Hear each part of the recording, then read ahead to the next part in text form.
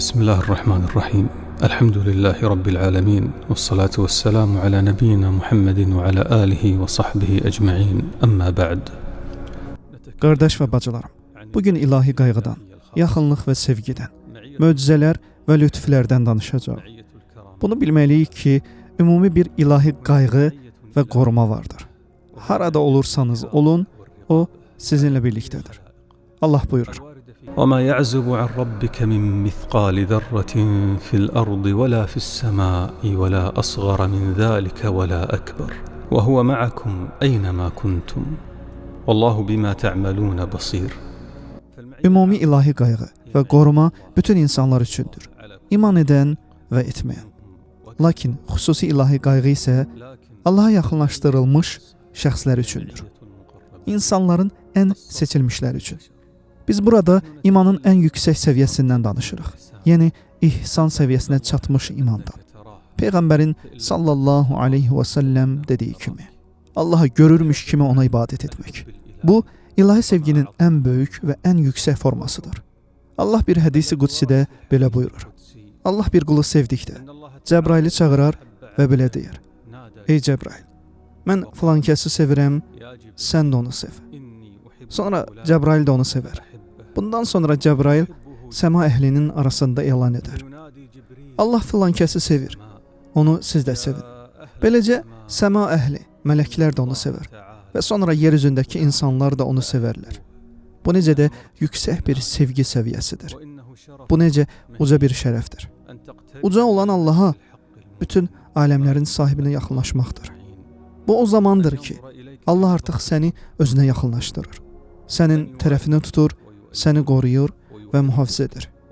Bu, aşağıdakı hədisi qudsidə qeyd olunan sevgidir.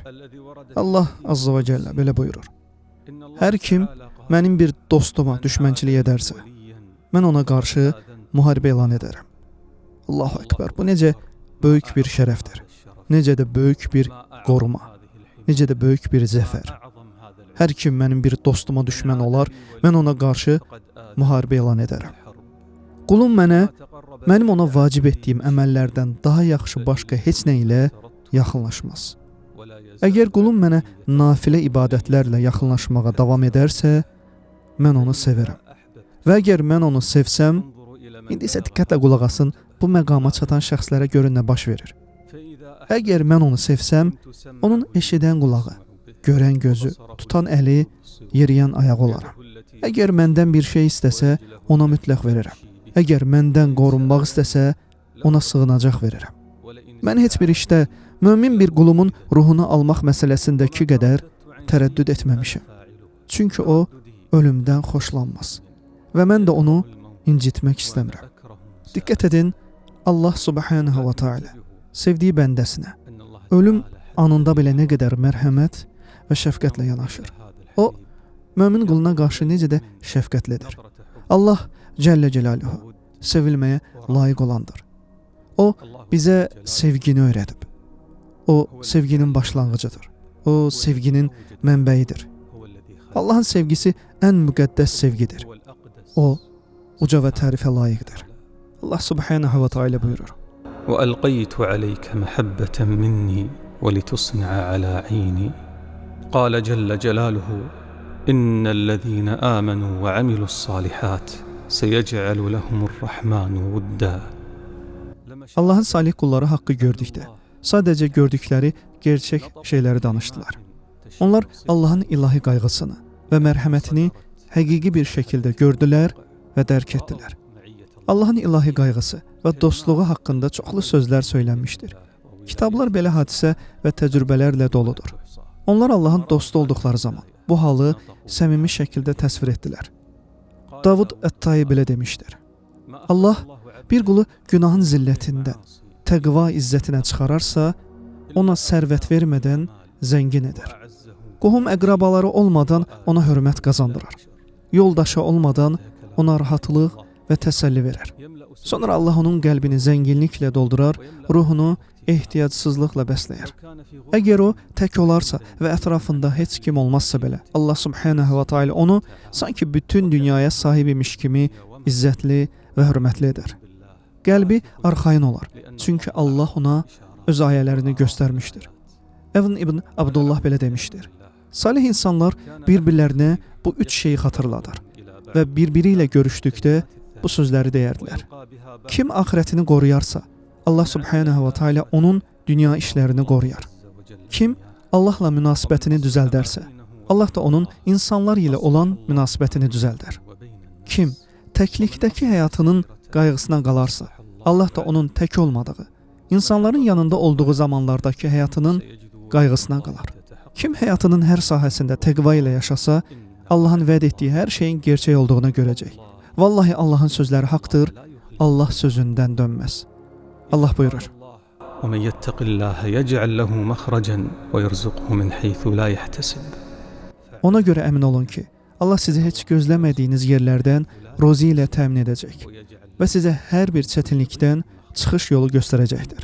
Bu dünyada səbat etmək, sabit qalmaq, qorunma, bəlalardan, fəlakətlərdən əmin olmaq, zəfər, bərəkətli bir həyat, qəlb rahatlığı və xoşbəxtliyin səbəblərindəndir. Rəbbimiz buyurur ki, hər kim mənim bir dostuma düşmənlik edərsə, mən ona qarşı müharibə elan edərəm. Bu isə öz-özlüyündə böyük və dəyərinin ölçülməsi mümkünsüz bir nemətdir. İlahi qoruma. Bu, Allahın səni qorumasıdır. Allahın səni müdafiə etməsidir. Allah buyurur. İnna Allaha yudafi'u anillezina amanu. Bu, Allahdan açıq və aydın bir bəyanatdır ki, o, səbat edən möminləri müdafiə edir. Rəbbimiz buyurur. Ellezina amanu və lem yelbisu imanahum bizulm. Ulaika lahumul amn və hum muhtedun. Bu bir əminlikdir, ey qardaş və bacılarım. Bu, Allahın səni təhlükədən qorumasıdır, səni təhlükəsiz və güvən içində hifz etməsidir. Ən böyük nemətlərdən biridir bu. İlahi qayğı, sevgi, yaxınlıq, zəfər və dəstək deməkdir. Allah Əzzə və Cəllə buyurur. Və huvə yətəvəlləs salihin. Bu ayələr günəş kimi aydın olan dəlillərdir. Allah Əzzə və Cəllə bizə bildirir ki, o, təqvalı qullarının yanındadır. Onun təqvalı qulları xüsusi qayğı altındadır. Vallahi bu bir gerçəkdir ki, Allah bu dünyada təqva sahibi müminin yanındadır. Bəzi insanlar bu dünyada belə nemətləri görə bilməyəcəklərini düşünürlər. Bu səhv fikirdir. Bu insanlar yetərincə elmə sahib olmadan danışırlar. Onların Allahla arasında bir pərdə vardır. Allah təqvalı olanlara həm bu dünyada, həm də axirətdə nemətlər və bərəkətlər vəd etmişdir. Allah subhanahu wa ta'ala buyurur. İnna lanansuru rusulana vellezina amanu fil hayatid dunya və yevme yaqumul əşhad. Zəfər bu dünyada möminlərindir. Rəbbimiz subhanahu wa ta'ala buyurur ki, Rabbi qad ateyteni minel mulk və allamteni min tə'vilil əhadith. Fatiras semavati vel ard. Ente veliyyi fid dunya vel ahireh. أنت ولي في الدنيا والآخرة توفني مسلما وألحقني بالصالحين من عمل صالحا من ذكر أو أنثى وهو مؤمن فلنحيينه حياة طيبة. Bunlar Allahın vədləridir. Gözəl həyat, ey qardaş və bacılarım, xoşbəxtlik və qəlb rahatlığı. Bunlar qiymətsiz nemətlərdir. Bu nemətlərdən biri də fəlakətlər və müsibətlər zamanında təhlükəsizlikdir. Allah Əzzə və Cəllə Yunus surəsində buyurur. ثُمَّ نُنَجِّي رُسُلَنَا وَالَّذِينَ آمَنُوا كَذَلِكَ حَقًّا عَلَيْنَا نُنْجِي الْمُؤْمِنِينَ. Diqqət edin ki, bu qoruma və xilas yalnız peyğəmbərlərə deyil, peyğəmbərlərin salih davamçılarına da aiddir. Ayədə deyilir, iman gətirənləri xilas etmək bizim borcumuzdur. Və həmçinin Rum surəsində Allah buyurur, möminlərə yardım etmək bizim borcumuzdur. Əgər Allah subhanahu wa ta'ala səni sevirsə, o səni kədərdən, narahatlıqdan və qüssədən xilas edəcəkdir. O buyurur. فَاسْتَجَبْنَا لَهُ وَنَجَّيْنَاهُ مِنَ الْغَمِّ وَكَذَلِكَ نُنْجِي الْمُؤْمِنِينَ. Bu ayə göstərir ki, bu kömək bütün möminlərə aiddir. Sıxıntı, kədər, qüssə və narahatlıq vallahi iman qarşısında yox olmağa məhkumdur. Rəhmən olan Allahın nuru qəlbdə olduqda heç bir qaranlıq orada var ola bilməz. Əgər Allah səni sevirsə, o sənin qorunmağın üçün mələklər endirər. Ucalardan ucalan Allah buyurur. إذ يوحي ربك إلى الملائكة أني معكم فثبتوا الذين آمنوا إذ يقول لصاحبه لا تحزن إن الله معنا فأنزل الله سكينته عليه وأيده بجنود لم تروها. İbn Qayyim, Allah ona rəhmət etsin, belə demişdir. Qul itaət etməyə davam etdikcə ona alışar, onu sevər və hər şeydən üstün tutar. Allah Azza və Cəllə də mərhəməti ilə onun itaətini artırmaq üçün mələklər göndərər. Mələklər onu itaətə təşviq edər, rahat yatağından və istirahət yerindən qaldırıb belə itaətə yönəldirlər. Bunun əksi olaraq bir insan günaha alışar, onu sevər və hər şeydən üstün tutar. O zaman Allah onu daha da aldatmaq üçün şeytanları göndərər. Beləliklə, birincisi, itaətini Allahın köməyi ilə gücləndirər və onun ən böyük dəstəyi Allah olar. İkincisi isə, günahlarını şeytanların köməyi ilə artırar və onun ən böyük dəstəyi şeytanlar olar. Səbat etməyin faydalarından biri də düzgün davranış, doğru düşüncə və insanın taleyini müəyyən edən doğru qərarlar verməkdir. Allah Subhanahu və Teala buyurur. وَمَا رَمَيْتَ إِذْ رَمَيْتَ وَلَكِنَّ اللَّهَ رَمَى. Hədisdə Allah bu cür buyurur. Əgər mən bir qulumu sevirəmsə, onun eşidən qulağı, görən gözü, tutan əli və yeriyən ayağı olaram. Bu, Allahın Azza və Cəllə səni qayğı ilə əhatə etməsi, səni düzgün qərarlara yönəltməsi və səni doğru yola hidayət etməsidir. Quran-ı Kərimdə zəfər və Allahın salih qulları üçün verdiyi vədlərlə bağlı ayələr çoxdur. Allahdan başqa ilah yoxdur. Əslində məsələ bizdədir. Biz hələ bu salihlik səviyyəsinə çatmamışıq. Amma bu səviyyəyə çatmış insanlar var və nəticədə bu faydaları əldə ediblər. Allahın həqiqi dostları var ki, onlar ali həqiqətə çatmış, Allaha yaxınlaşmış, onun nemətlərindən ləzzət alaraq həqiqi mənada xoşbəxt bir həyat yaşamışdır və yaşamaqdadır. Onlar artıq Allahla yaxın təmasdadırlar. Onun məhəbbətini və qayğısını hiss edirlər. Çünki onlar ilahi möcüzələr və nemətlərlə lütf olunur. Kitablar Allahın dostlarına nəsib olan ilahi hədiyyələr və möcüzələrlə bağlı qissələrlə doludur. Muhammedin sallallahu aleyhi və səlləm ümməti Allaha tapmışdır. Bir insan nə qədər çox təqvaya sahib olarsa, ona bir o qədər çox ilahi möcüzələr və nemətlər verilər. Sinəsində bir o qədər genişlik, rahatlıq və ümid hiss edər. Kim Allahı tapıbsa, hər şeyi tapmışdır və kim Allahı itiribsə, hər şeyi itirmişdir. And olsun Allaha, bu ən böyük şərəfdir. Allahı tapmaq şərəfindən daha böyük nə ola bilər? Heç nə, heç bir şey. Qulillah, thumma zarhum fi khawdihim yel'abun. İnnellezîne âmenû və amilussâlihāt seyec'alu lehumur-rahmanu vudda. Yəni insanlar, onların qəlbində onlara qarşı sevgi hiss edəcəklər. İbn Kəsir demişdir, Allah salih əməl sahiblərinə möminlərin qəlbində sevgi bəxş edir. Bu, Allahın üzərinə düşən bir haqdır. Allahın Rasulü sallallahu aleyhi və alihi və səlləm buyurmuşdur. Doğruluğa riayət edin, baxmayaraq ki, bütün yaxşı əməlləri yerinə yetirə bilməyəcəksiniz. Yəni, səbat etməklə əldə olunan savabları, möcüzələri, nemətləri və faydaları saymaq mümkün deyil. Təəssüf ki, insanlar bu böyük xəzinəyə, təqva xəzinəsinə laqeyd yanaşırlar. Təqva insanın bütün problemlərinin həllidir. Əbu Əmr Sufyan bin Əbdullah Səqəfi radiyallahu anh rivayət edir.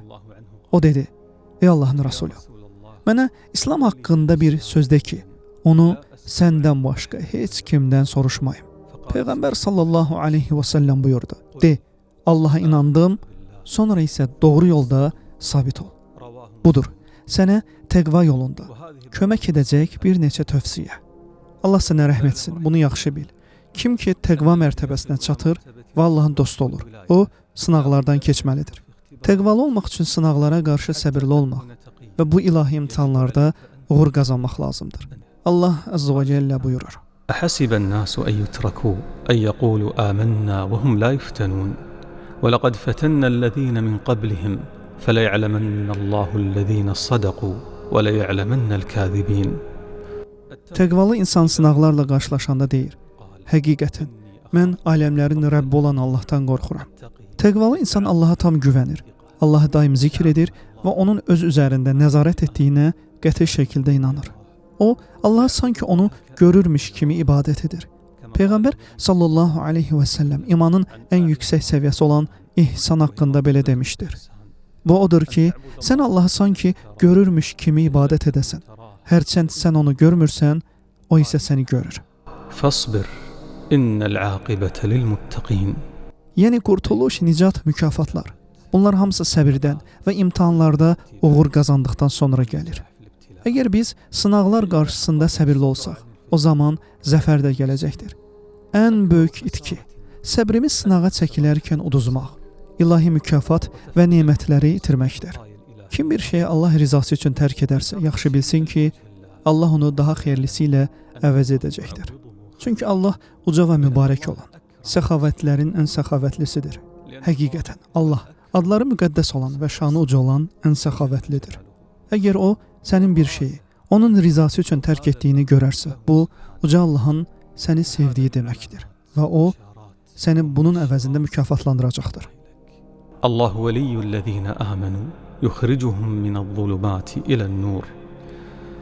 İlahi dostluğa, ilahi məhəbbətə, ilahi nura. Bilin ki, Adəm oğullarının hamısı günahkardır. Lakin günahkarların ən xeyirlisi tövbə edənlərdir. Və bilin ki, heç kim Allahın mərhəmətindən ümidsiz olmaz. Allahdan gələn qurtuluşdan yalnız kafirlər ümidsiz olar. Ən böyük günahlardan biri də Allahın mərhəmətindən ümidini itirməkdir.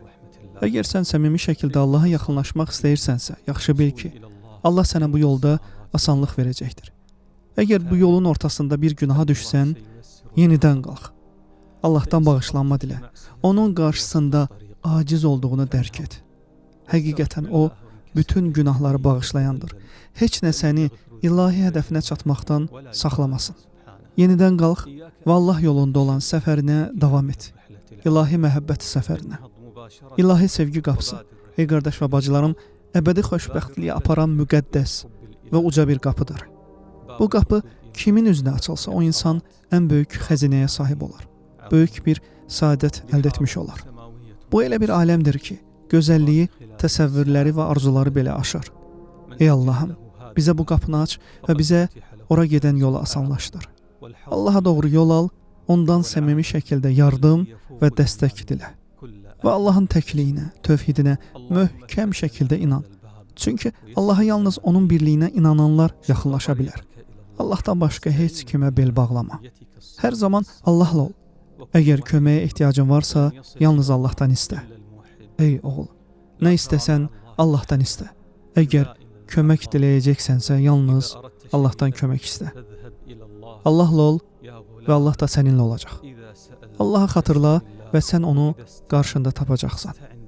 Rahatlıq və firavanlıq anında Allahı xatırla və yad et ki, çətinlik zamanlarında da o səni yad etsin. Bax bu, tövhidin, Allahın birliyinə imanın mahiyyətidir. Bu, əsl iman deməkdir. Bu, həqiqi nurdur. Sonsuz qüdrətə və nura, uca və mübarək olan Allaha yaxınlaşmaqdır. Belə böyük bir ilahi səfər üzərində olarkən, Allaha doğru gedərkən dilini Allahın zikri ilə məşğul et. Allah Azza və Cəllə belə buyurur. Fəzkuruni əzkurkum. Bir hədisi qudsidə Allah belə buyurmuşdur. Qulum məni xatırladıqda və dodaqları məni zikr etdikdə, mən onunla oluram. Və əgər o məni öz nəfsində xatırlasa, mən də onu öz nəfsimdə xatırlayaram. Bununla bağlı bəzi tövsiyələr verim. Əxlaqını gözəlləşdir. Həqiqətən Allah gözəldir və gözəl olanı sevir. Sahabələr Allah Rasuluna sallallahu aleyhi və səlləm bununla bağlı çox böyük bir sual verdilər. Ey Allahın elçisi, Allahın ən çox sevdiyi qullar kimlərdir? O sallallahu aleyhi və səlləm buyurdu. Əxlaqı ən gözəl olanlar. Bəli, gülümsə, nikbin ol və gözəl davran. Kobud və sərt olma. Ətrafında olan möminlərə qarşı mehriban ol. Bu cür etsən, Allah qatında gözəl bir insan olarsan. Həqiqətən Allah gözəldir və gözəlliyi sevir. Əgər Allah səni sevsə, sən ən xoşbəxt insanlardan biri olarsan. Əgər Allah səni sevsə, böyük bir saadətə və uğura sahib olarsan. Allahın sənin üçün olan sevgisi ilə heç nə müqayisə oluna bilməz. Bunu yalnız dadanlar anlayır. Bu dünyada bir cənnət var. Bu cənnətə daxil olmayan, axirətdəki cənnətə də daxil ola bilməz. Ey Allahım, bizi sənin salih mömin qullarının ən xeyirlərindən et. Ey Allahım, bizi öz nemətlərin üçün seç. Sənə ən yaxın olanlardan et. Ey Allahım, ey qəlbləri və baxışları döndər. Bizim və sevdiklərimizin qəlblərini sənin dinində sabit et. Ey Rəbbimiz, biz özümüzə zülm etdik. Günahları səndən başqa kim bağışlaya bilər ki? Bizi bağışla və bizə mərhəmət et. Sən bağışlayansan, mərhəmətlisən. Ey Allahım, budur, sənin aciz qulun sənin qapını döyür. Günahlarını etiraf edir və səhvlərini boynuna alır. Sən nə qədər ucasan, ey mərhəmət edənlərin ən mərhəmətlisi. Sən nə qədər ucasan, ey bağışlayanların ən xeyirlisi. Sən nə qədər ucasan. Sən bağışlamağı sevirsən və bizə də bağışlamağı əmr etmisən. Bizi bağışla və bizə mərhəmət et. Ey Rəbbim, həmd və şükür yalnız sənədir. Şəhadət edirəm ki, səndən başqa ibadətə layiq heç bir ilah yoxdur. Sənin bağışlamanı diləyirəm və sənə tövbə edirəm.